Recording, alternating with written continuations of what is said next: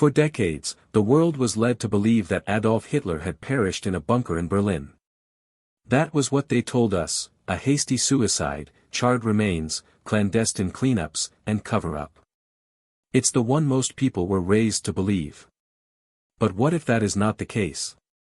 Now, experts such as Gerrard Williams are coming forward with evidence that tells a very different story. What actually transpired in the last days of the war? Why on earth would anybody want to conceal the truth?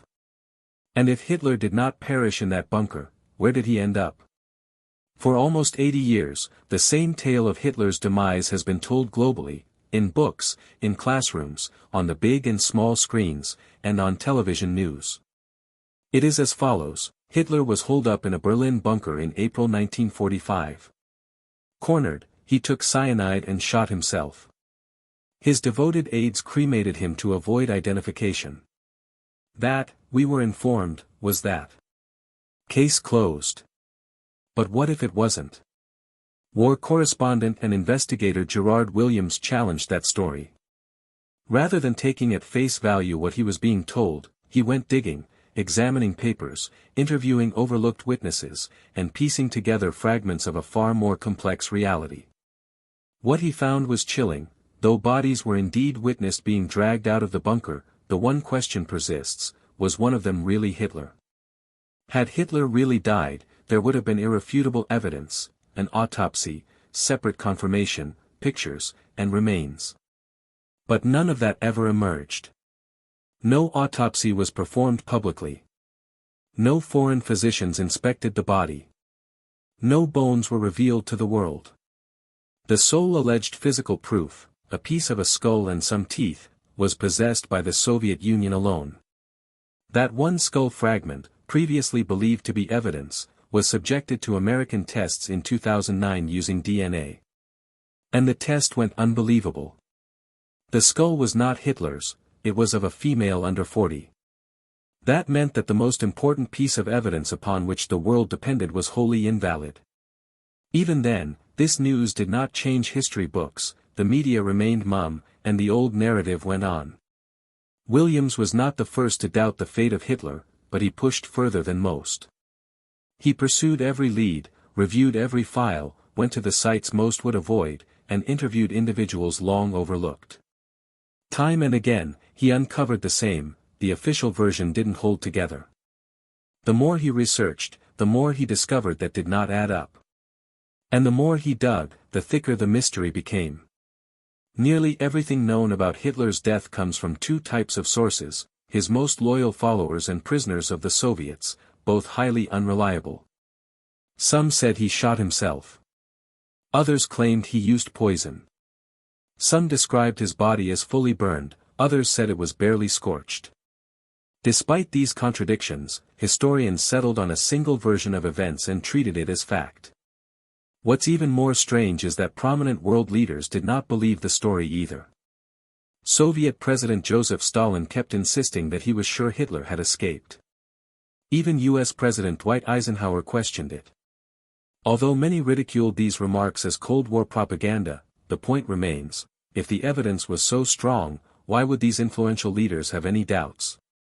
As Williams would have it, the issue wasn't so much a lack of evidence, because really, it was the world's desire for closure. Folks had been through years of war, and they were desperate to believe the horror was finished. They wanted to get on with things. The Soviets controlled the bunker in Berlin completely and first took credit for discovering Hitler's body. They later contradicted themselves, stating they buried it, then that he might have escaped. Even Stalin got into the act.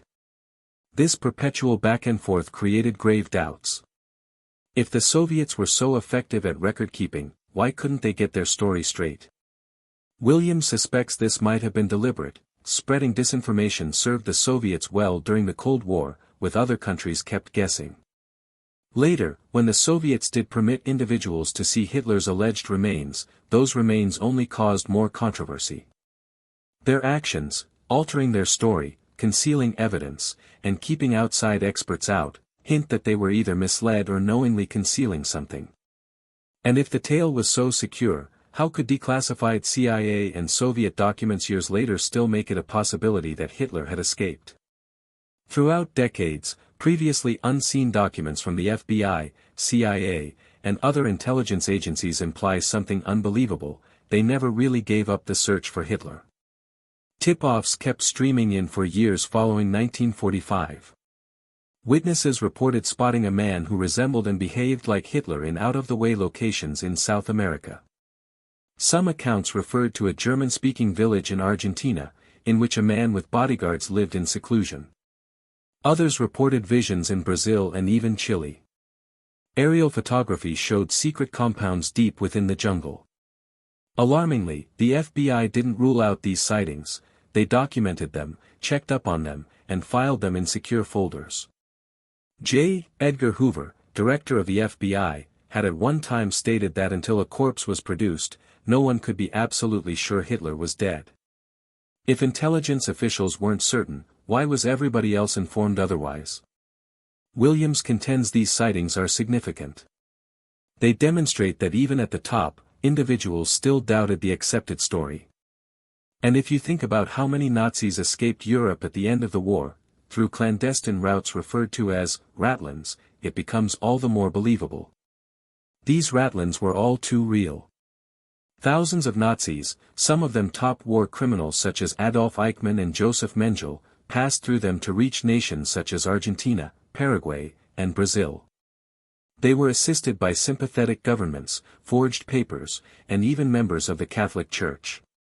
Argentina especially rolled out the welcome mat, imagining that they could assist in the development of the nation. By the 1950s, some Argentine towns were completely German-speaking and hidden away from the public eye. So many other Nazis got away, with less to spare than Hitler, so why in the world is it so difficult to imagine that he might have done the same? Williams says it's not difficult to believe whatsoever. It's entirely logical. In far-flung parts of South America, there have been odd tales floating around for decades. People told of a tall, quiet German man with a limp who lived reclusively but was obviously feared. Others said that their parents or grandparents had worked for him. Others referred to him as the boss. These weren't hearsay, these were vivid descriptions given by investigators in person, such as Williams. He went to those villages. He heard those stories. And they all sounded so suspiciously alike: same mannerisms, same scars, same secretive silence. Even when the war ended, the silence thereafter wasn't peaceful, it was clandestine. Behind closed doors, the governments rushed not only to rebuild, but to collect people, scientists, engineers, spies, many of whom worked for Hitler. Rather than punishing them, the Allies chose to employ them. Operations such as Operation Paperclip brought Nazi scientists to America to work on missiles and even NASA's space program. Some of the best weapon men of Hitler helped create America's Cold War arsenal. Others were transported to the Soviet Union for the same reasons. These men weren't punished, they were retrained. And as for Hitler's inner circle, not all of them perished in that bunker.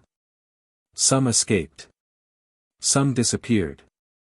A few were captured and tried, but many were never discovered. And yet, even as the world attempted to move on, there were so many unanswered questions. Where did they go? Why weren't they apprehended? How were people who were guilty of so much evil able to vanish into thin air? Even years after, museums, court proceedings, and books still delve into the happenings of World War II. But still, all truths have not surfaced. Documents are still classified. Evidence is still behind locks. Rumors of evasion and survival still linger. For, just as the war didn't put an end to all the misery, it also didn't put an end to all the questions. The tale of Hitler's demise is one of the greatest mysteries of the 20th century. And if the puzzle pieces don't fit, if the clues are lost or forged, then perhaps, just perhaps, the true tale is still out there to be found. British officer Hugh Trevor Roper presided over an initial probe of the last days of Hitler. He determined that by April 26, 1945, Hitler was aware the war was lost. On April 29, he wed Eva Braun. The following day, both purportedly committed suicide within a private room in the bunker. Hitler's attendants, Heinz Ling and Otto Gunsch, said they discovered the corpses and incinerated them in the garden. Most of the body was burned, teeth and tiny bones survived. But even these versions disagreed. Sometimes the Soviets claimed they discovered the body. Other times, they claimed they didn't find it. Stalin himself informed world leaders that Hitler probably escaped. If everyone knew he died in that bunker, why were there so many versions of the story being circulated? And in the confusion of the Battle of Berlin, a number of members of Hitler's inner circle escaped, and were never discovered. That alone throws doubt on the theory that the bunker was Hitler's final resting place.